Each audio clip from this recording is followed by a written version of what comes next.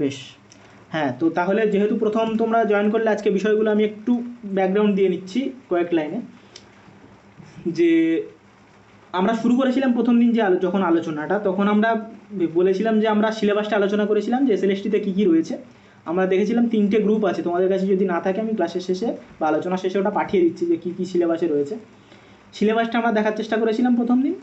তো সেখানে 3টে ইউনিট রয়েছে। সেখানে মেজরলি আমরা যদি ইউজিসি নেটের সিলেবাস থেকে কম্পেয়ার করি যে কোন কোন ইউনিট থেকে রয়েছে, তাহলে পলিটিক্যাল থিওরির বেশ কিছু টপিক রয়েছে, ওয়েস্টার্ন পলিটিক্যাল থটের বেশ কিছু থিঙ্কার সেখানে আমাদেরকে কভার করতে হবে, খুবই সামান্য কিন্তু করতে হবে।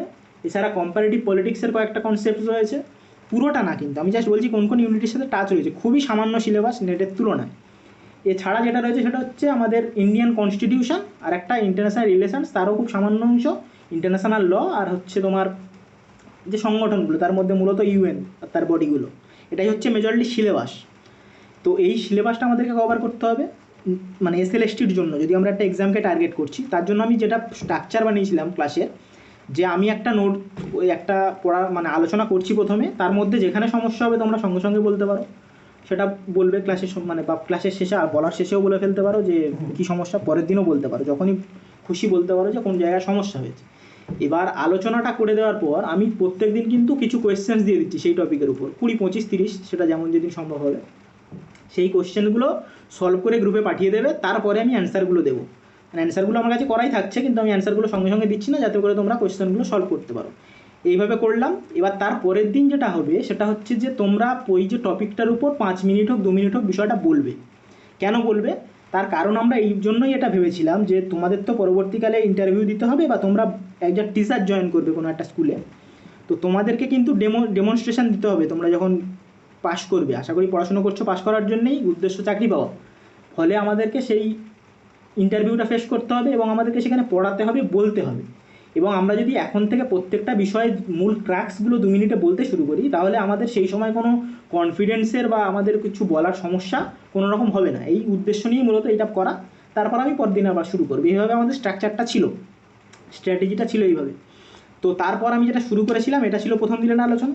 তারপর যেটা আলোচনা করেছিলাম যে প্রথম দিন আমরা কিছু সিলেবাসটা যদি দেখো, সেখানে কয়েকটা ধারণা রয়েছে যে পলিটিক্যাল সায়েন্স কী, পলিটিক্যাল সায়েন্সের সাথে অন্যান্য সাবজেক্ট বা অন্যান্য বিষয়ের সম্পর্ক কী, এবং পলিটিক্যাল সায়েন্সকে বিজ্ঞান বলে, এই যে সাধারণ বিষয়গুলো, এগুলোর একটা মানে প্রথম টপিক হিসাবে রয়েছে। সেগুলোকে আমি খুব বেশি করে ধরিনি আর কি, খুব বেশি বলতে ওই যে অন্যান্য বিষয়ের সাথে সম্পর্কগুলো আমি আলোচনা করিনি, বা পলিটিক্যাল সায়েন্সের যে সংজ্ঞা বা অন্যান্য বিষয়গুলো আলোচনা তেমনভাবে করিনি।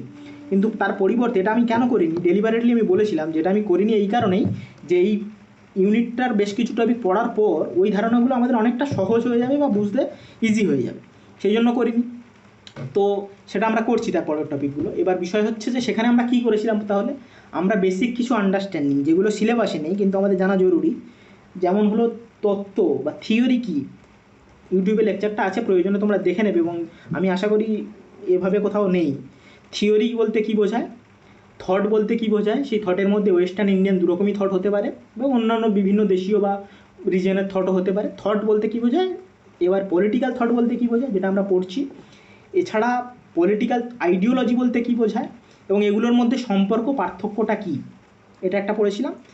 এছাড়া এগুলো বেসিক আন্ডারস্ট্যান্ডিংয়ের জন্য। ধরো বাই এনি চান্স তোমাকে কোয়েশ্চেন্স করলো, এখানে তোমাদের আইডিওলজি নিয়েও কাজ রয়েছে, থিওরি নিয়েও কাজ রয়েছে, বা থট নিয়েও কাজ রয়েছে, এগুলো বেসিক আন্ডারস্ট্যান্ডিং রাখা প্রয়োজন, সিলেবাসে নেই কিন্তু সেই অর্থে। তাছাড়া যেটা করেছিলাম সেখানে আমি ওই অ্যাপ্রোচের সাথে একটা স্ট্রাকচারের পার্থক্য করেছিলাম, বা পদ্ধতির সাথে স্ট্রাকচার মানে অ্যাপ্রোচগুলো, এই যে অ্যাপ্রোচগুলো পড়ছিলাম সেটার পার্থক্য করেছিলাম, এবং সেই পার্থক্য করার পর আমি অ্যাপ্রোচে ঢুকেছিলাম। অ্যাপ্রোচের মধ্যে যে ট্র্যাডিশনাল অ্যাপ্রোচগুলো, অর্থাৎ হিস্টোরিক্যাল, লিগাল ইনস্টিটিউশনাল, আর হচ্ছে ফিলোসফিক্যাল বা নর্মেটিভ, এই 3টে আইডিয়া আমি পড়েছিলাম, তার থিঙ্কার পড়েছিলাম, তার মানে সমালোচনা সব কিছুই পড়েছিলাম ওখানে প্রথম ক্লাসে। দ্বিতীয়টাতে যেটা করেছিলাম সেটা হচ্ছে বিহেভিয়ারালিজম বা ব্যবহারবাদ। সেই দ্বিতীয় ক্লাসে আমাদের যে আমার সাথে আলোচনা ঘটছিল জুলেখা, ওর একটু সমস্যা হয়েছে, তো আমি খুব কম সময়ের মধ্যে আচরণবাদটাকে আরেকটু বলে দিচ্ছি। এটা আগের ক্লাস, সেকেন্ড ক্লাস। তারপরে আমি আজকের টপিকে ঢুকবো, সেটা হচ্ছে পোস্ট বিহেভিয়ারালিজম বা উত্তর আচরণবাদ। এই হচ্ছে বিষয়। তো বোঝার জন্য সঠিক আমি বলবো যে এই সবগুলো সংজ্ঞাগুলো তো আলোচনা রয়েছে, প্রয়োজনে তোমরা ইউটিউবে লেকচারটা আবার দেখে নেবে, আমি আর বারবার পুনরাবৃত্তি করব না। আমি যেটা ধরবো সেটা হলো এই যে আচরণবাদের মানে উৎপত্তি ও তার পর্যায়টা আর কি। হ্যাঁ এখানে আচরণবাদী, হ্যাঁ এই যে পর্যায়টা তাহলে এখান থেকে আলোচনা করে এটা বুঝলে আশা করি আচরণবাদটা বুঝলে খুবই সহজ হবে।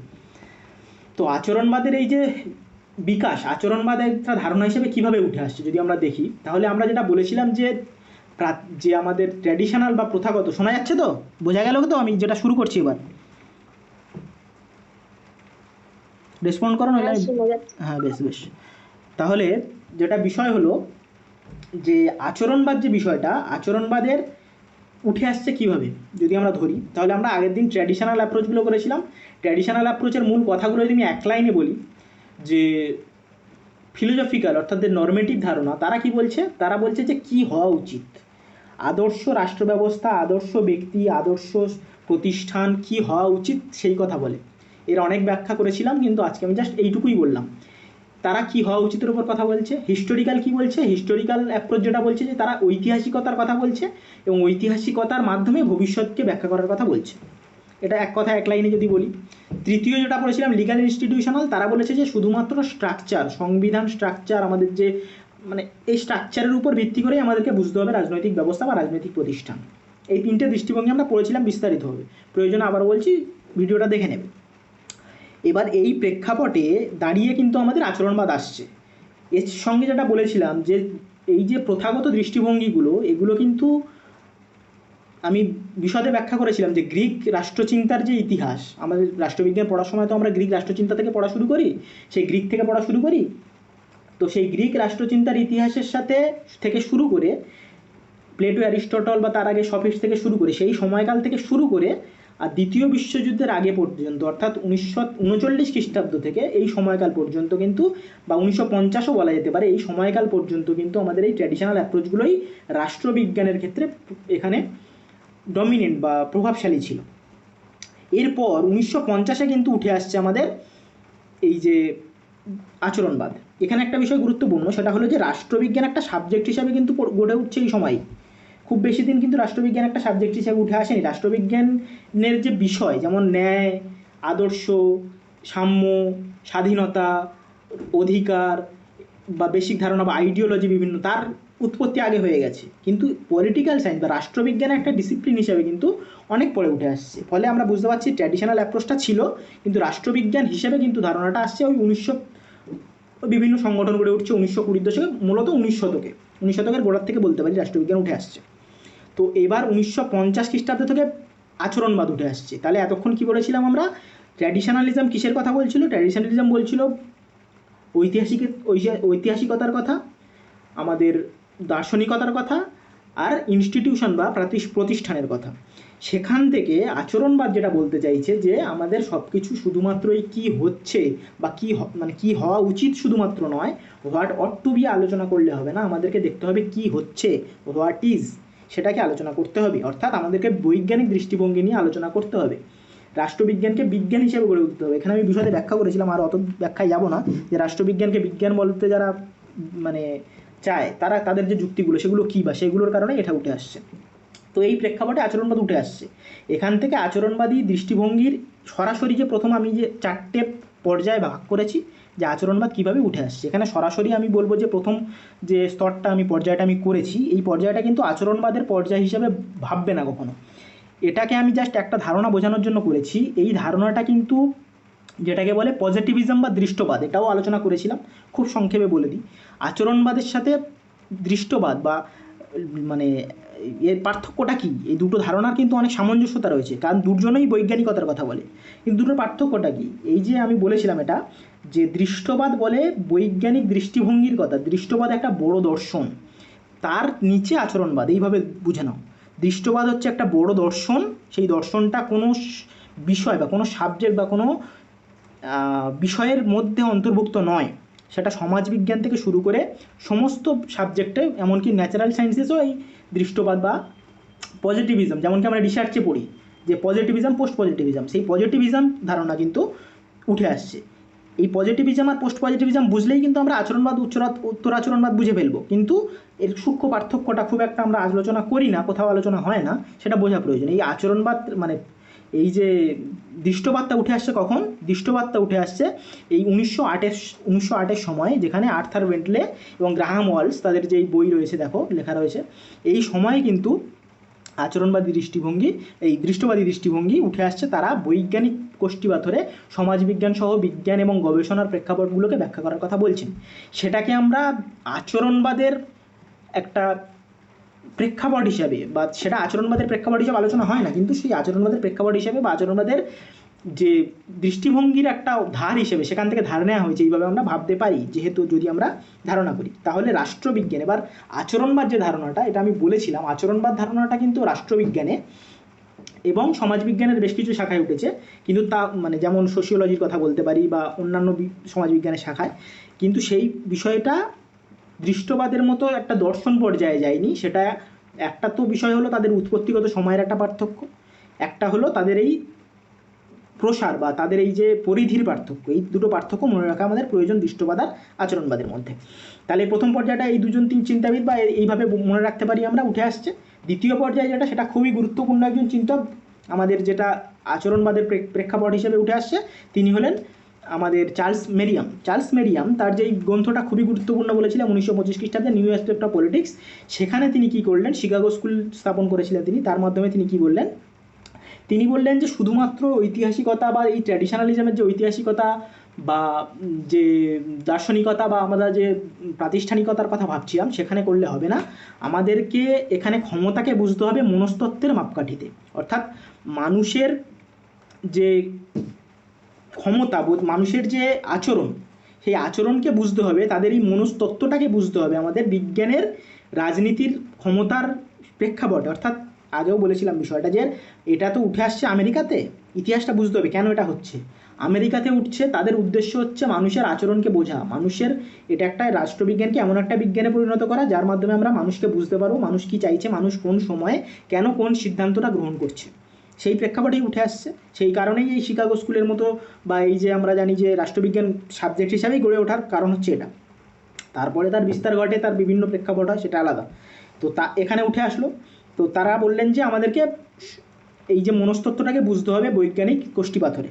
তারপরেই কিন্তু আচরণবাদ ডেভিড স্টোনের হাত ধরে উঠে আসছে, সেটা হচ্ছে 1950-এর দশক। এই হলো বিবর্তনের তৃতীয় ধাপ, এবং সেটাই হচ্ছে আসলে আচরণবাদ, যেটাকে তিনি বলছেন একটা বিপ্লব, যেটা শুধুমাত্র একটা মানে বিপ্লব ছিল, এবং একই সাথে সেটা এই যে রাষ্ট্রবিজ্ঞান বা সমাজবিজ্ঞানের বিভিন্ন ধারাকে একটা ভীষণভাবে প্রভাবিত করেছিল এই আচরণবাদ।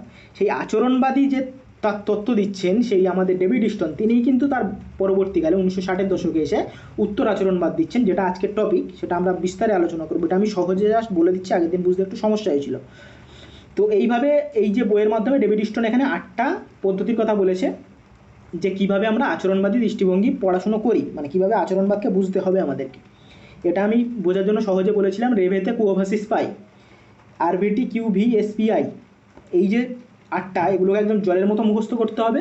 এবং এই প্রত্যেকটা কী এবং এই প্রত্যেকটার ব্যাখ্যা আমি আর বিশদে যাব না, শুধু আমি বলে দিচ্ছি রেগুলারিটিস, আমাদেরকে নিয়মানুবর্তী করতে হবে সমস্ত বিষয়গুলোকে মানুষের আচরণকে বুঝতে গেলে। ভেরিফিকেশান, সত্যতার যাচাইকরণ করতে হবে। এছাড়া আমরা বলেছিলাম যে টেকনিক, কীভাবে করছি, মেথোডোলজি, কোন কোন পদ্ধতিতে গবেষণা করব, কোন কোন পদ্ধতিতে আলোচনা করব, সেটার কথা বলেছিলেন।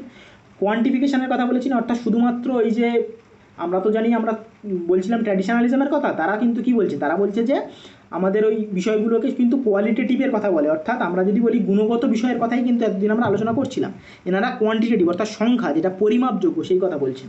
তারপর মূল্যবান নিরপেক্ষ, অর্থাৎ মানুষের যে মতামত, অর্থাৎ কী হওয়া উচিত যদি আমরা বলি, সেটা যদি আমরা বলি, তাহলে তো সেখানে একটা প্রত্যেকটা মানুষের, আমি বলেছিলাম আপব্রিঙ্গিং আলাদা, প্রত্যেক মানুষের দৃষ্টিভঙ্গি আলাদা হবে। তাহলে সেই মানুষের দৃষ্টিভঙ্গি দিয়ে তো আমরা একটা তত্ত্ব বা একটা বৈজ্ঞানিক মানে চিন্তাভাবনা করে তুলতে পারবো না। বৈজ্ঞানিকতার তো একটা নির্দিষ্ট মাপকাঠি থাকবে, বৈজ্ঞানিকতার একটা নির্দিষ্ট পদ্ধতি থাকবে, বৈজ্ঞানিকতার একটা প্রসেস থাকবে। সেখানে কি হওয়া উচিতটা গুরুত্বপূর্ণ না, সেখানে ফলে এই মূল্যবোধ, ভ্যালু, সেটার কোনো গুরুত্ব নেই, সেটার নিরপেক্ষ হতে হবে, আমাদেরকে ভ্যালু নিউট্রালি হতে হবে। তারপর সিস্টেম থাকবে, আমাদের একটা পদ্ধতি থাকবে, সুনির্দিষ্ট সুসংগত পদ্ধতি থাকবে। এবং অবশ্যই তিনি যেটা করতে চেয়েছিলেন সেটা হচ্ছে রাষ্ট্রবিজ্ঞানকে একটা পিওর সায়েন্স বা বিশুদ্ধ একটা বিজ্ঞান করার কথা তিনি বলেছিলেন। আরও একটা যেটা হচ্ছে, সেটা অন্যান্য যে বিষয়, সমাজবিজ্ঞানের সঙ্গে অর্থনীতি, সমাজবিজ্ঞানের সঙ্গে সমাজ, সমাজবিজ্ঞানের সঙ্গে সংস্কৃতি, সেগুলোর আমাদের একটা ইন্টিগ্রেশন বা আমাদের সংগতি করার কথা তিনি বলেছিলেন। এই গেল আমাদের যে ডেভিড স্টোনের দেওয়া 8টা যে মানে ফাউন্ডেশন, এই যে আটটাকে একদম জলের মতো মুখস্থ এবং এই বইয়ের নামটা, এটা আমাদের পড়তে হবে। এটা ভিডিও দেখে নেবে, আরও বিশদ এখানে আলোচনা করেছিলাম। এখানে বেসিক আলোচনাগুলো করেছিলাম, বৈশিষ্ট্যগুলো কী ছিল, এখানে তাদের চিন্তাবিদগুলো আলোচনা করেছিলাম যে কারা কারা এখানে চিন্তাবিদ, গ্রাহাম ওয়ালস থেকে শুরু করে চার্লস মেরিয়াম, মানে যে ব্যাখ্যা করেছি সেইভাবেই করেছিলাম। গুরুত্বপূর্ণ অবশ্যই ডেভিড স্টোন তার বই, এবং যেগুলো হলুদ করা রয়েছে সেগুলো নোটসগুলো আমি গ্রুপে পাঠিয়ে দেবো, যারা নেই যারা পাওনি তাদের দিয়ে দেবো। এবং এখানে সমালোচনা যেটা করেছিলাম সেটা এই যে ট্র্যাডিশনালিজম, মার্কসিস্ট এবং পদ্ধতিগত যে সমালোচনাগুলো ছিল বিহেভিয়ারালিজম, সেখান থেকে কিন্তু সাধারণভাবে ব্যবহারবাদকে কীভাবে সমালোচনা করা যায় সেগুলো বলেছিলাম, এবং সেখান থেকে প্রয়োজনীয়তা কথা বলে আমরা আলোচনা শেষ করেছিলাম যে আচরণবাদর এত সমালোচনা হচ্ছে তারপরেও তো তার কিছু প্রয়োজনীয়তা রয়েছে, সেগুলো বলে শেষ করেছিলাম। তো এই পর্যন্ত গেল আগের দিনের ব্যাপার। আজকে কি কিছু বোঝাতে পারলাম? মানে আচরণবাদ আর আমি আর বিষয়ে বলতে চাইছি না, বোঝা গেছে কি বলো, নইলে আমি বলো বোঝা গেছে? হ্যালো, বোঝা গেছে। তো তাহলে যদি না বোঝা যায় তাহলে যেটা করবে সেটা হচ্ছে আবার একবার দেখে নেবে ভিডিওটা আগের দিনে, কারণ আজকে আমি খুব বিশদে আর এটা বললাম না, কারণ যেহেতু এটা একবার আলোচনা হয়েছে। তো এখান থেকে আমি তাহলে পরের ক্লাসে, এক সেকেন্ড ওই নোটটাকে আমাকে বের করে নিতে হবে একটু, আমি স্ক্রিন শেয়ারটা স্টপ করছি। আচ্ছা, তো এই পর্যন্ত গেল বিহেভিয়ারালিজম, যেটা আগের দিন অবধি হয়েছিল। এবার আজকে যেটা করার কথা ছিল সেটা হচ্ছে পোস্ট বিহেভিয়ারালিজম। আগের দিনের কোশ্চেনগুলো পাঠিয়ে দেবে, প্রত্যেকে আমি কোশ্চেন পাঠিয়ে দেবো, কোশ্চেনগুলো সলভ করে পাঠিয়ে দেবে। এবার যেটা বলার, এক সেকেন্ড। আচ্ছা সঞ্জয় দা, খনাদি, তোমরা বুঝে গেছো আশা করি, খুব শর্টে বললাম আমি, তোমাদের শুনতে বা বুঝতে কোনো সমস্যা? বেশ বেশ, ঠিক আছে। তাহলে আমি আবার শুরু করছি আজকের যে টপিকটার কথা ছিল। আচ্ছা, এবার দেখা যাচ্ছে কি, জাস্ট একবার কনফার্ম করে দেবে, দেখা যাচ্ছে তো? স্ক্রিন দেখতে পাচ্ছ? হ্যাঁ দেখা যাচ্ছে। বেশ বেশ, তাহলে এই যে এতক্ষণ আমি শর্টে আলোচনা করলাম যে আচরণবাদ কিভাবে উঠে এলো, আচরণবাদ মানে ট্র্যাডিশনালিজম বা প্রথাগত চিন্তাভাবনা, সনাতনী চিন্তাভাবনার পরে কিভাবে আচরণবাদ উঠে এলো, সেখান থেকে এবার আমরা দেখছি আচরণবাদী, উত্তরাচরণবাদী যে চিন্তাভাবনা সেটা কিভাবে উঠে এলো। তাহলে প্রথমে আমাদেরকে দেখতে হবে যে কী কারণে উত্তরাচরণবাদটা উঠে এলো, কারণগুলো কী কী ছিল। তো সেটা যদি আমরা দেখতে চাই তাহলে আমাদেরকে দেখতে হবে যেটা সে কী কী কারণ, অর্থাৎ এখানে আমি কয়েকটা 6টা কারণ এখানে আমি লিখেছি যে উত্তরাচরণবাদ কেন উঠে আসছে। সহজ করে যদি স্থূলভাবে বলি তাহলে তো প্রথাগত চিন্তাভাবনাগুলো যেটা বলছিল সেটা বলছিল যে আমাদেরকে কি হওয়া উচিত তার দৃষ্টিভঙ্গি বা দার্শনিকতার কথা, ঐতিহাসিকতার কথা, প্রাতিষ্ঠানিকতার কথা। আচরণবাদী এক কথায় বললে বিজ্ঞানের কথা বলছে যে আমাদেরকে বৈজ্ঞানিক দৃষ্টিভঙ্গি, বৈজ্ঞানিক পদ্ধতি মেনে চলতে হবে। উত্তরাচরণবাদী কি বলছে? উত্তরাচরণবাদী তারা এক কথায় যদি বলি, তারা সেই যে প্রাতিষ্ঠানিক, সেই যে মানে প্রথাগত চিন্তাভাবনা, সেই প্রথাগত চিন্তাভাবনার যে মানবিকতা, মূল্যবোধ, সেগুলোকে ফিরিয়ে আনার কথা বলছে, কিন্তু নতুনভাবে। সেটা হলো বৈজ্ঞানিকতাকে মুছে ফেলে নয়, বৈজ্ঞানিকতাকে হারিয়ে দিয়ে নয়, বৈজ্ঞানিকতাকেও রাখতে হবে সঙ্গে, আমাদেরকে আমাদের যে মানবিক মূল্যবোধ সেগুলোকেও রাখতে হবে। তো এইটা স্থূলভাবে যদি বলি, এইটা হচ্ছে পুরো বিষয়টার একটা নির্যাস। এবার কিভাবে কী কারণে আচরণবাদ, উত্তরাচরণবাদ উঠে এলো, তার যে 6টা কারণ সেখানে আমি যেগুলো লিখেছি, রাজনৈতিক বিজ্ঞানের অপ্রাসঙ্গিকতা, অর্থাৎ আমরা যদি দেখি পলিটিক্যাল সায়েন্স একটা সাবজেক্ট যখন উঠে আসছে, যেটা আমি বলছিলাম যে 1950-এর দশকে যখন উঠে আসছে, তারপর রাষ্ট্রবিজ্ঞানকে একটা বিজ্ঞান বা পিওর সায়েন্স হিসাবে গড়ে তোলার কথা বলছে আচরণবাদ। কিন্তু রাষ্ট্রবিজ্ঞানের এই যে পিওর সায়েন্স করার কথা বলছে, সেখানে কিন্তু মানুষের ব্যবহারকে বোঝার জন্য পিওর সায়েন্স করার কথা বলছে। কিন্তু মানুষের ব্যবহারকে বোঝা যাবে, অথচ মানবিক মূল্যবোধ, মানুষের কেন সেই ডিসিশনটা নিচ্ছে, প্রত্যেক মানুষের যে গড়ে ওঠা, প্রত্যেক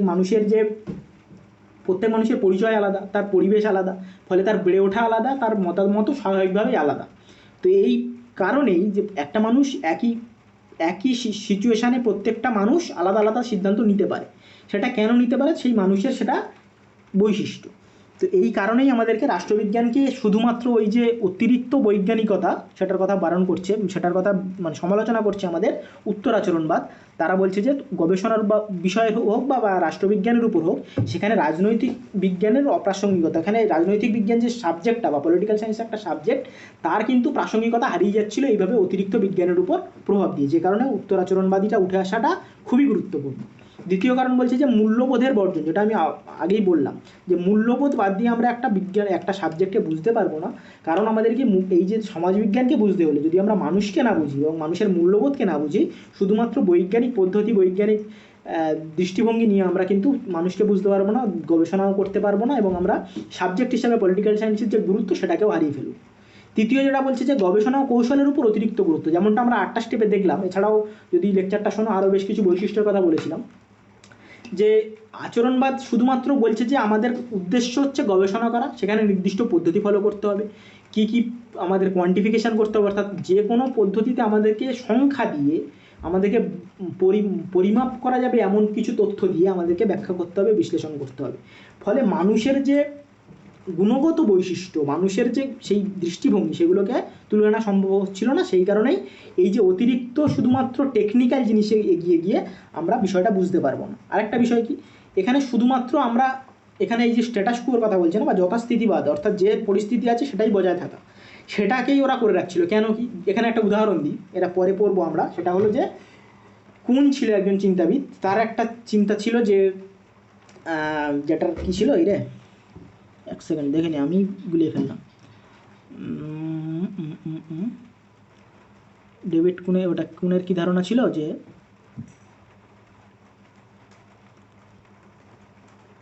এক সেকেন্ড, টার্মটা কি ছিল, প্যারাডাইম। হ্যাঁ, কুনের যে ধারণাটা ছিল সেটা ছিল প্যারাডাইম। এবার এই যে একটা নির্দিষ্ট প্যারাডাইমের কথা যদি বলি, যে আমরা, হ্যাঁ, বিজ্ঞানের একটা উদাহরণ দিই এখানে। বিজ্ঞান কি বলছে, বিজ্ঞানের একটা আমরা জানি ন্যাচারাল সায়েন্সের যে একটা ইয়ে ছিল আমাদের নিউটনের গতিসূত্র।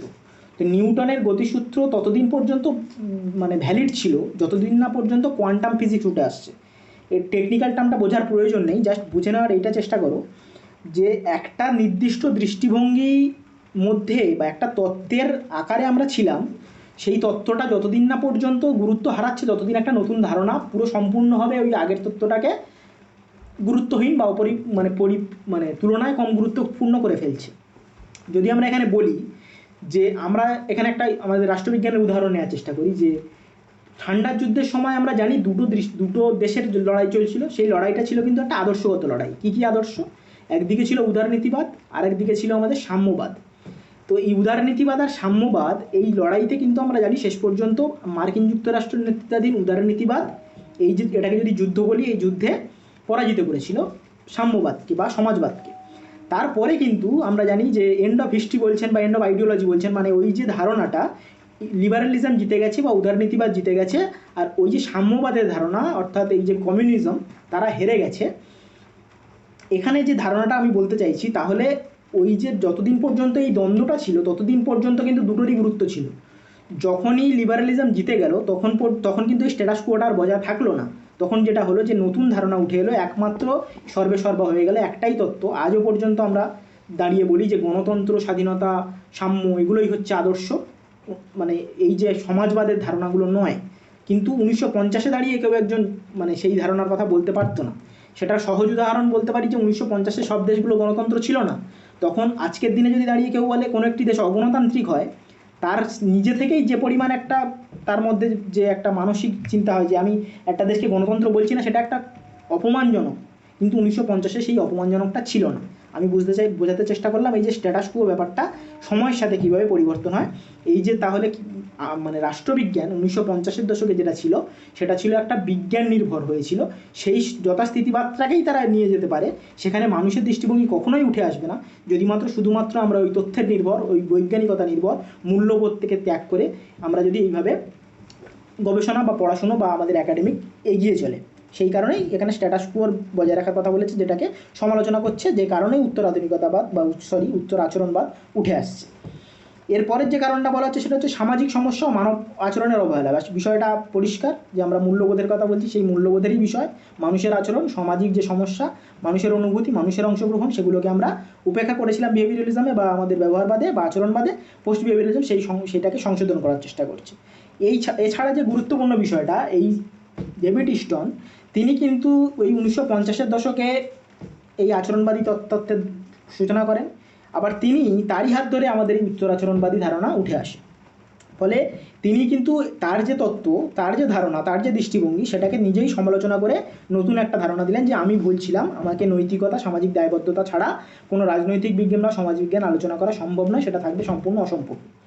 এই যে প্রেক্ষাপট, এই কারণগুলোর জন্যই উঠে আসছে উত্তর আচরণবাদ, এখানে আমি যে আগের দিনের সমালোচনাগুলো ছিল সেগুলো আবার লিখেছি, এখানে এগুলো আর আমি ব্যাখ্যা করছি না, আগের ভিডিওতে দেখে নেবে। বা এই যে ঐতিহ্যবাদীরা কী কী সমালোচনা করছে, লিও স্ট্রসের সমালোচনা, ওলিনের সমালোচনা, ক্রিশ্চিয়ান বেয়ের সমালোচনা, মার্ক্সবাদী সমালোচনা কী কী ছিল, আর পদ্ধতিগত বাস্তববাদী সমালোচনা কী কী ছিল। এটা হচ্ছে আচরণবাদী সমালোচনা।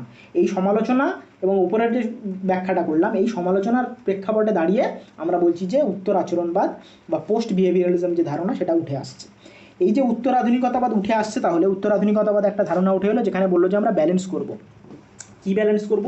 একদিকে মূল্যবোধকেও গুরুত্ব দেবো, একদিকে আমরা একই সাথে বিজ্ঞানকেও নিয়ে এগিয়ে চলবো। বিজ্ঞানকে কিন্তু আমরা একেবারে বর্জন করব না। তাহলে এই প্রেক্ষাপটে রেভি ইস্টন 1960-এর দশকে, মূলত 1969 সালে পলিটিক্যাল সায়েন্স অ্যাসোসিয়েশনের যে 65তম বার্ষিক সম্মেলন ছিল, সেখানে তিনি একটা বক্তৃতা রাখলেন এবং তার যে একটা গুরুত্বপূর্ণ লেখা ছিল, সেই লেখাটার নাম হচ্ছে, লেখাটার নামটা এখানে লিখলাম, ডেভিড ইস্টনের নামটা ভুলে গেলাম, এক সেকেন্ড। হ্যাঁ, ডেভিড ইস্টনের এই যে new revolution of political science 1969 সালে, এই যে বইটা উনি লিখছেন, এই বইয়ের মাধ্যমেই কিন্তু তিনি এখানে আনছেন এই উত্তর আচরণবাদী দৃষ্টিভঙ্গি। ঠিক, তো এই উত্তর আচরণবাদী দৃষ্টিভঙ্গিটা 65তম সংবিধান, মানে আমাদের যে সম্মেলন হলো আমেরিকান পলিটিক্যাল সায়েন্স অ্যাসোসিয়েশন, সেখানে কিন্তু উত্তর আচরণবাদ উঠে এলো।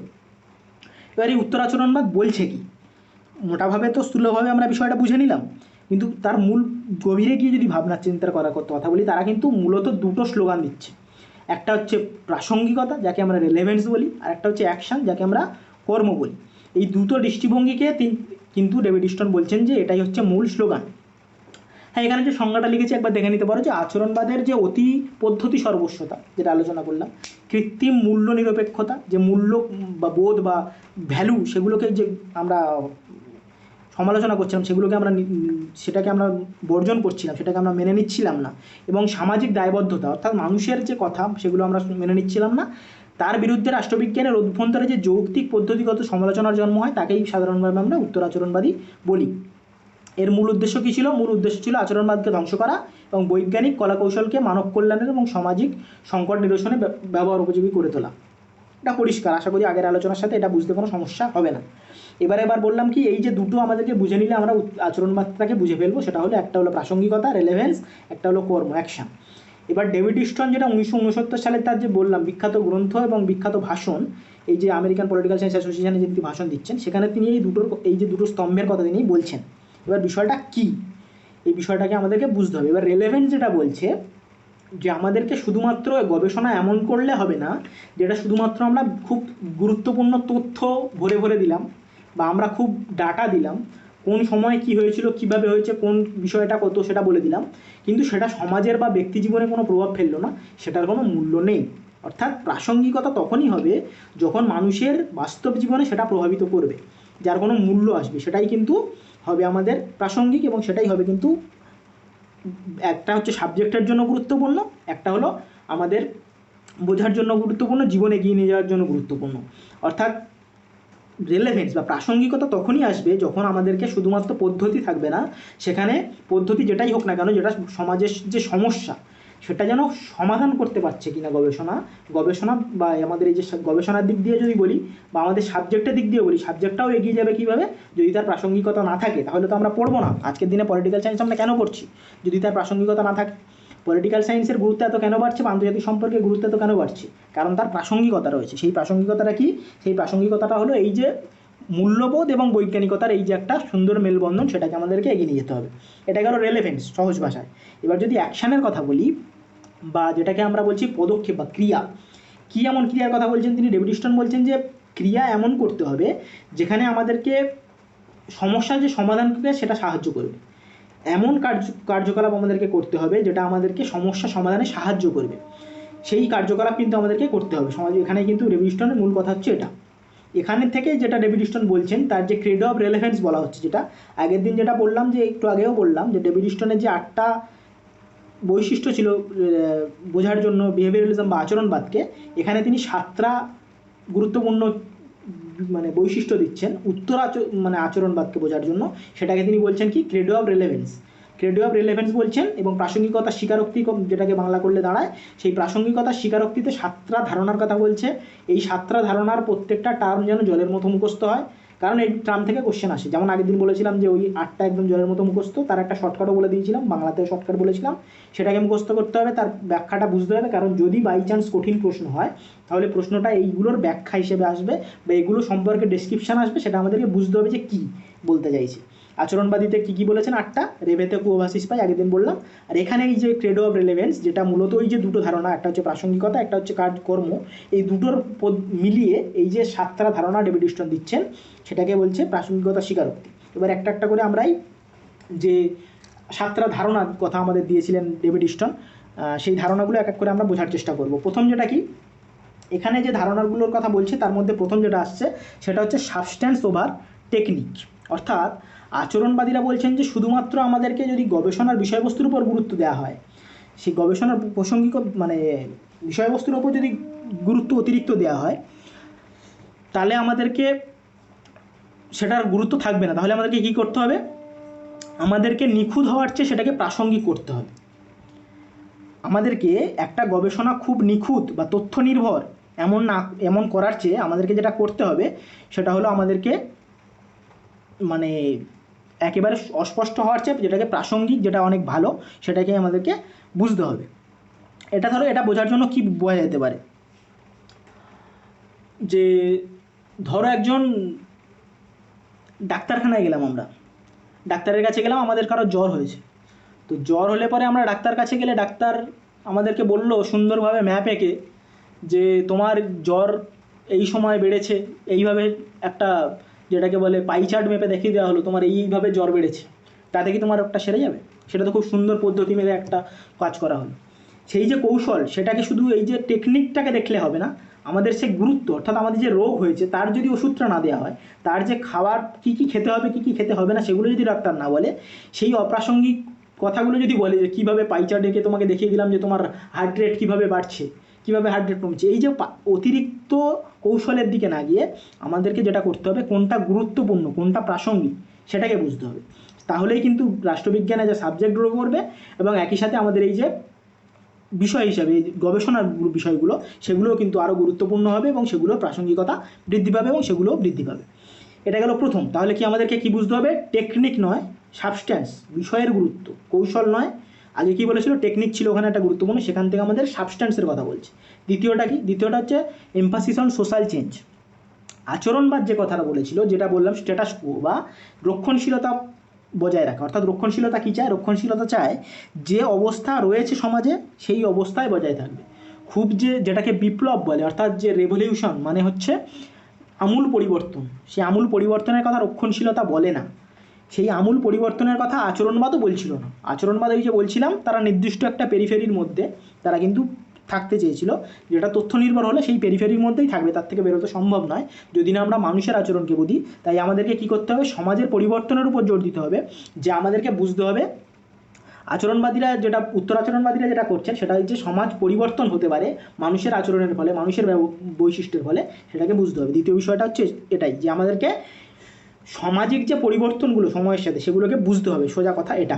তৃতীয় যে বৈশিষ্ট্যর কথা বলতে পারি সেটা হলো কি, সেটা হলো বাস্তবতার মুখোমুখি হওয়া। অর্থাৎ আমরা শুধুমাত্র যে একটা গবেষণা করলাম, তথ্য নির্ভর গবেষণা করে গেলাম, কিন্তু যে সময়ে আমরা বাস করছি সেই সময়ে কি হচ্ছে, সেখানে যুদ্ধ হচ্ছে নাকি কোনো দাঙ্গা হচ্ছে, এই যে যেমন এখানে বলা হয়েছে যে উত্তর আচরণবাদীরা বলছে যে শুধুমাত্র যদি সেই সময় যদি যুদ্ধ হয়, যে ধরনের ভিয়েতনাম যুদ্ধ হচ্ছে বা পারমাণবিক অস্ত্র প্রতিযোগিতা হচ্ছে বা জাতিগত দাঙ্গা হচ্ছে, সেখানে দাঁড়িয়ে আমাদেরকে কি করা, সেখানে দাঁড়িয়ে কি আমরা দেখবো যে সেখানে কি করে আমরা কোন পদ্ধতি ফলো করছি কিনা, আমাদের পদ্ধতি ঠিক রয়েছে কিনা, সেই দিকে আমরা গুরুত্ব দেবো, নাকি আমরা দেখবো যে এই যে বাস্তবিক সমস্যাগুলো মানব সমাজ ফেস করছে বা একটা দেশ ফেস করছে বা একটা সমাজ ফেস করছে, সেগুলো কিভাবে তার সমাধান করা যায়।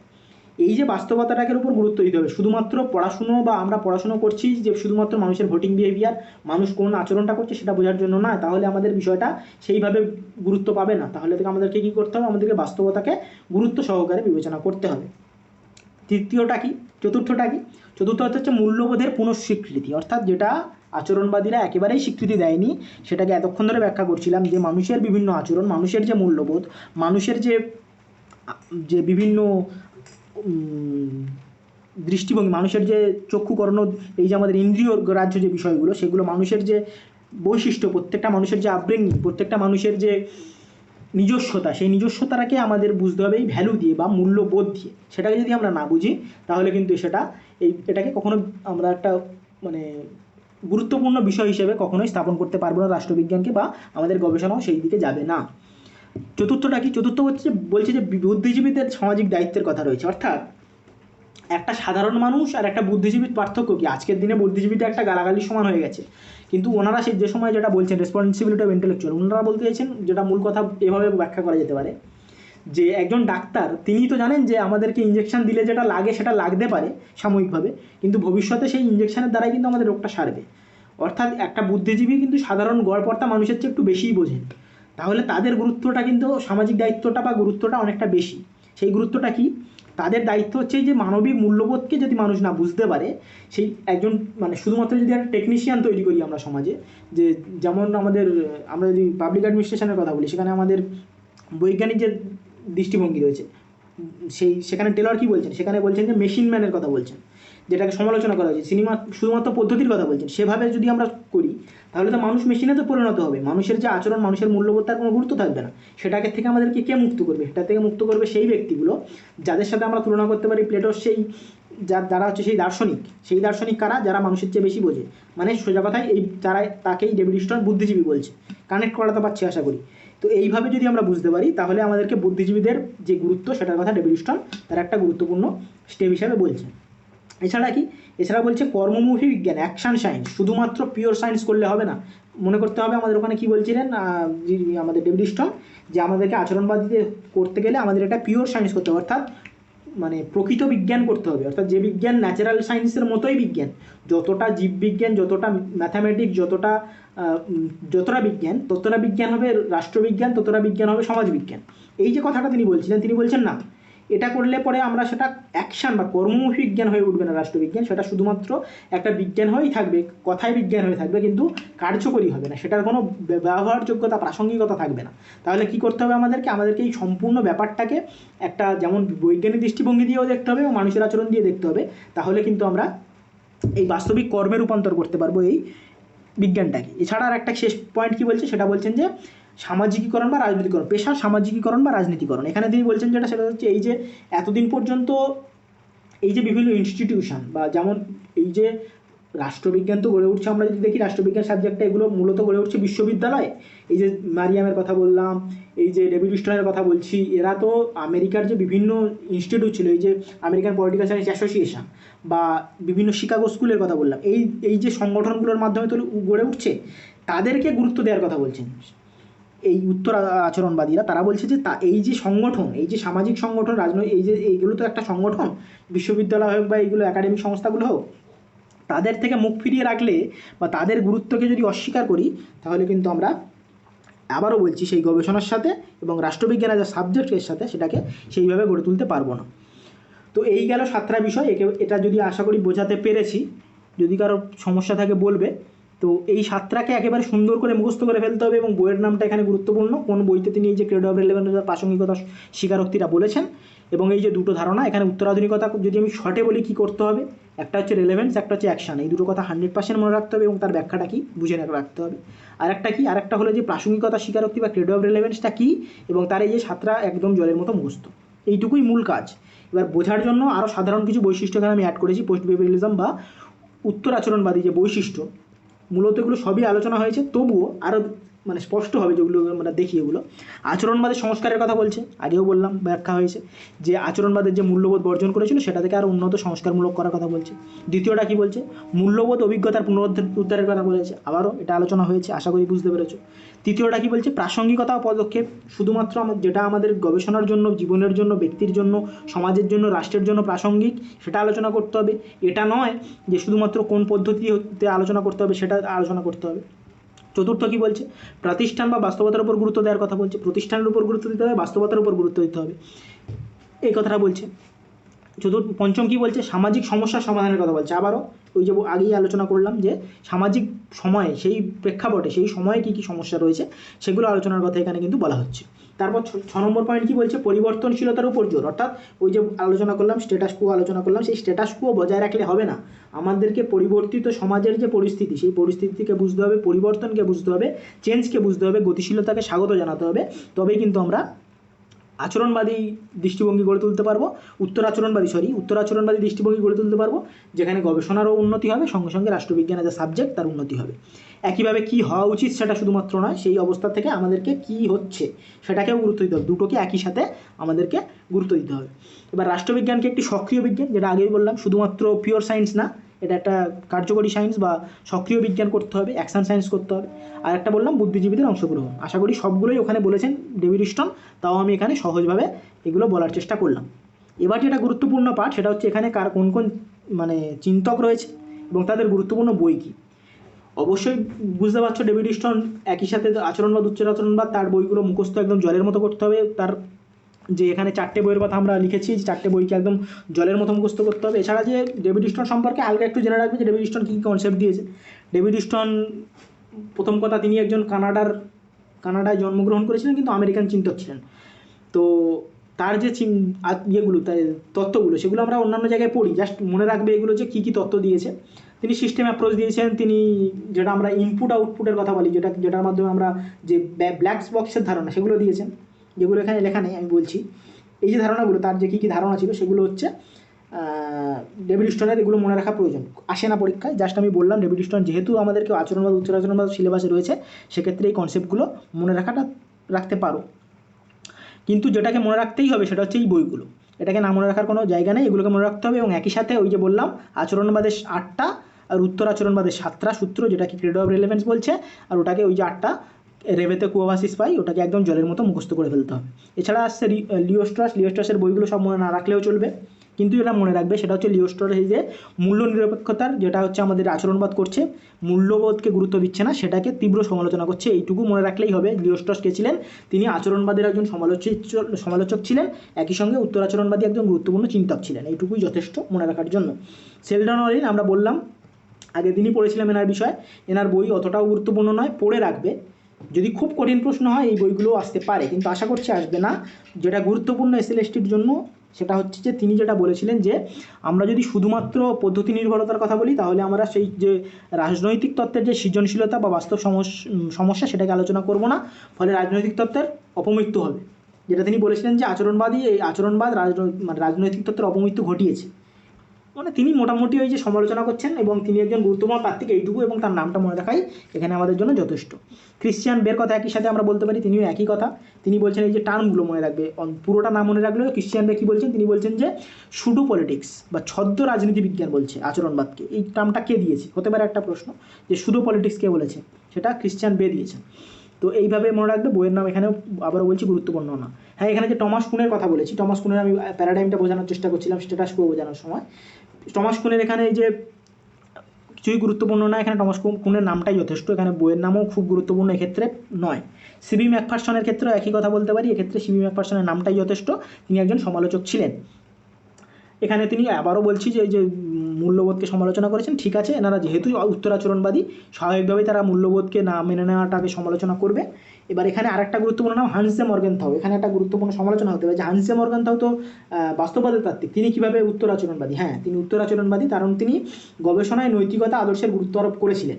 এটাকে হান্স জে মর্গেনথাউ কিন্তু একজন আচরণবাদী চিন্তকের মধ্যে পড়েন, তার দৃষ্টিভঙ্গি দিয়ে যদি আমরা দেখি, সরাসরি তিনি উত্তরাচরণবাদের কথা না বললেও। এবার যেটা আসছে থিওডোর লেভির কথা বলা যেতে পারে। থিওডোর লেভি একজন গুরুত্বপূর্ণ চিন্তক, বই আবারও গুরুত্বপূর্ণ না বলছি, তার নামটাই যথেষ্ট, উত্তরাচরণবাদী। তাহলে আমাদেরকে এখানে মনে রাখতে হচ্ছে কী, অবশ্যই মনে রাখতে হচ্ছে আমাদের ডেভিড স্টোনের সব বইগুলো এবং তার যে তত্ত্বগুলো যদি মনে রাখতে পারো। লিও স্ট্রাসের নাম, তার যে মূল কথা, স্টলিনের কথা একইভাবে বলা যায়। ক্রিশ্চিয়ান বের এই যে বললাম যে সুডো পলিটিক্সের কথাটা, টমাস কুনের প্যারাডাইমের কথাটা মনে রাখবে, টমাস কুন মনে রাখবে, এইটুকু যথেষ্ট। সিবি ম্যাকফারসনের নামই যথেষ্ট, হান্স জে মর্গেনথাউ নামটা যথেষ্ট, এবং থিওডোর লেভির নাম যথেষ্ট। এইগুলোই মনে রাখাটা আমাদের ক্ষেত্রে এখানে গুরুত্বপূর্ণ। তাহলে আশা করি ফ্যাকচুয়াল পার্টটা আমি বোঝাতে পারলাম, এবং এই যে উপরে বললাম যে 7টা যে বিষয়, মানে আমাদের ক্রেডো অফ রেলেভেন্স, প্রাসঙ্গিকতার যে শর্তগুলো, সেগুলো বোঝানোর চেষ্টা করলাম। এবার আমরা যেটা ব্যাখ্যা করব বা আলোচনা করব সেটা হলো যে উত্তরাচরণবাদী যে ধারণা, তার যে সমালোচনার গুরুত্বটা কী, যে আচরণবাদের উপরে যে উত্তর আচরণবাদী সমালোচনা আসছে রাষ্ট্রবিজ্ঞানের ফলে এটার কী হচ্ছে, অ্যাকচুয়ালি উত্তর আচরণবাদ এসে কী হচ্ছে, এর গুরুত্বটা কী। এখানে আমরা কি করছি, তিনটে জিনিস করছি। একটা হচ্ছে তথ্য মূল্যের গুরুত্ব করছি, অর্থাৎ আমরা যে মূল্যবোধ এবং এই আগের যে তথ্য ডেটা ফ্যাক্টের সাথে মূল্যবোধকে বোঝার চেষ্টা করছি। ব্যাখ্যাটা আমরা এটাই করলাম জাস্ট মনে রাখার জন্য। পদ্ধতিগত বহুত্ববাদের কথা বলছি, অর্থাৎ শুধুমাত্র নির্দিষ্ট একটা পদ্ধতির কথা বলছি না, আমরা একই সাথে কোয়ালিটেটিভ এবং কোয়ান্টিটিভ দু ধরনের কথাই বলছি। যেমন আমরা আচরণবাদীরা কি বলছিল, শুধুমাত্র কোয়ান্টিটেটিভের কথা বলছিল, কোয়ান্টিটেটিভ মানে শুধুমাত্র সংখ্যা ভিত্তির কথা বলছিল। এরা বলছে শুধু সংখ্যা না, সেখানে আমাদের মানুষের মূল্যবোধ অর্থাৎ গুণগত দৃষ্টিভঙ্গিটাকেও বুঝতে হবে। তৃতীয় কি বলছে, সামাজিক দায়বদ্ধতা ও প্রাসঙ্গিকতাকে গুরুত্ব দিচ্ছে। জাস্ট একই কথা শুধুমাত্র বোঝার জন্য, আবারও গভীরে বোঝার জন্য, বিষয়গুলো মনে রাখার জন্য এটা প্রয়োজনীয়তাটা কী বা গুরুত্বটা কী, এই তিনটে পয়েন্টের মধ্যে বুঝে নেওয়া যেতে পারে। এবার বিষয়টা হচ্ছে উত্তর আচরণবাদ তো উঠে এলো, কিন্তু উত্তর আচরণবাদ কি সমালোচনার বাইরে? অর্থাৎ উত্তর আচরণবাদ তো সমালোচনা করে উঠে আসছে আচরণবাদকে, একইভাবে আচরণবাদ সমালোচনা করে উঠে আসছে প্রথাগত যে দৃষ্টিভঙ্গি সেটাকে। সেখানে দাঁড়িয়ে উত্তর আচরণবাদের কি কোনো সমালোচনা নেই? অবশ্যই রয়েছে, প্রত্যেকটা বিষয়েরই সমালোচনা করা যেতে পারে। যেমনটা আমি প্রথমে বলার সময় বললাম যে উত্তর আচরণবাদ যেটা করে সেটা হচ্ছে সেই যে ট্র্যাডিশনালিজম, প্রথাগত সনাতন যে ধারণা, সেই ধারণাকেই কিন্তু ফিরিয়ে আনার কথা বলে। তাহলে সমালোচনাগুলো যেগুলো ট্র্যাডিশনালিজমে ছিল সেই একই সমালোচনা কিন্তু উত্তর আচরণবাদকে করা যায়। যদিও আমি একটা কথা আবারও বলেছিলাম যে যেভাবে ট্র্যাডিশনালিজম বৈজ্ঞানিকতার কথা একেবারেই বলেনি, কিন্তু উত্তর আচরণবাদ বৈজ্ঞানিকতাকে কিন্তু একেবারে বর্জন করে। ফলে উত্তর আচরণিকতাকে যদি এই যে সমালোচনাটা, প্রথম সমালোচনা যে বিজ্ঞানসম্মত ভিত্তির অভাব, সমালোচকরা সমালোচনা করতে পারেন যেটা অতি কাল্পনিক, এটা অনুমান ভিত্তিক, কিন্তু এটাও সঙ্গে সঙ্গে বলতে হবে উত্তর আচরণবাদ কিন্তু বিজ্ঞান বিমুখ নয়, বিজ্ঞানকে একেবারে অস্বীকার করছেন না তারা। ঠিক আছে, সমালোচনাটা বুঝতে হবে, কিন্তু তার প্রত্যুত্তর কীভাবে উত্তর আচরণবাদ দিচ্ছেন সেটাকেও বুঝতে হবে। দ্বিতীয়টা কি বলছে, দ্বিতীয়বাদ বলছে বাস্তব সমাধানের সুনির্দিষ্ট পথের অনুপস্থিতি। এটা একটা গুরুত্বপূর্ণ সমালোচনা, যে উত্তর আচরণবাদ বলছে যে বাস্তব সমস্যা সমাধান করতে হবে। আমরা যে পরিস্থিতিতে বসবাস করছি, যে দেশে বসবাস করছি, যে সমাজে বসবাস করছি, তার যে সেই সমসাময়িক সমস্যা, সেই সমস্যাটাকে আমাদেরকে ব্যাখ্যা করতে হবে। এটা নয় যেখানে আমাদের কি পদ্ধতি পালন করছি সেটা। তাহলে এখানে কিন্তু যেটা সমালোচনা, যেটা বলছে যে কীভাবে সমালোচনাটা আমরা যে সমাধানটা করব, সেই পদ্ধতিটা কী হবে, সেই পথটা কী হবে, সেই পথটা কিন্তু তারা বলে দিতে পারছে না। সেটাই হচ্ছে এদের একটা গুরুত্বপূর্ণ সমালোচনা। তৃতীয় সমালোচনা কি, পদ্ধতিগত অস্পষ্টতা, যেটা আমরা এই সোশ্যাল সায়েন্সের গবেষণার ক্ষেত্রে খুবই ফেস করি। সেটা হচ্ছে এই পদ্ধতিগত অস্পষ্টতা, অর্থাৎ একই সাথে রাষ্ট্রবিজ্ঞানকে বিজ্ঞানও বলা যেতে পারে, আবার সেটাকে সমাজবিজ্ঞানও বলছে, অর্থাৎ সেখানে কিছু মূল্যবোধও রয়েছে। ফলে এই যে কোয়ান্টিটেটিভ এবং কোয়ালিটেটিভ গবেষণা এবং এই যে দুটো যেটা অবস্থান, এটা যে পদ্ধতিগত অস্পষ্টতা তৈরি করছে, সেটা হচ্ছে যে একই সাথে এটা বিজ্ঞান বলছে এবং একই সাথে বলছে যে এটা মানুষের মূল্যবোধকে গুরুত্ব দিতে হবে। ফলে এই যে বিষয়টা যে কিভাবে আমরা গবেষণা করব, কোন পদ্ধতিটা উপযুক্ত হবে, এই যে দুটোর যে সংমিশ্রণ, সেটা কিন্তু একটা অস্পষ্টতা তৈরি করে, বিষয়টাকে বুঝতে আমাদের সমস্যা তৈরি করে। এবং যদিও তার বিভিন্ন তাত্ত্বিকরা বা বিভিন্ন গবেষকরা, বিভিন্ন দার্শনিকরা তারা তার নির্দিষ্ট ধারণা দিয়ে আমাদেরকে দেখিয়েছেন কীভাবে এই সমস্যাটা সমাধান করা যায় এবং এটাকে একটা গুরুত্বপূর্ণ কার্যকরী বিজ্ঞান হিসেবে আমরা করতে পারি। অর্থাৎ শুধুমাত্র পিওর বিজ্ঞান নয়, কিন্তু এটা কার্যকরী বিজ্ঞান, যেটা রাষ্ট্রবিজ্ঞানকে বলা হয় যে রাষ্ট্রবিজ্ঞান একটা বিজ্ঞান, কিন্তু সেটা হলো পিওর বিজ্ঞান নয়, সেটা হলো কার্যকরী বিজ্ঞান। তো এই গেল আমাদের উত্তর আচরণবাদ। তো এবার বলো তোমাদের মধ্যে যদি কোনো বোঝার সমস্যা আমি বোঝাতে পারিনি বা তোমরা বুঝতে পারোনি, যেটাই হোক সেটা বলো। গ্রুপে হচ্ছে পাঠিয়ে দিয়েছি নোটসটা, আশা করি তোমরা ফলো করেছো। এবার বলো কারোর কোনো সমালোচনা সমস্যা হয়েছে, কোনো বক্তব্য আছে বলতেও পারো, যদি কারোর কিছু বলার থাকে সেটাও বলতে পারো।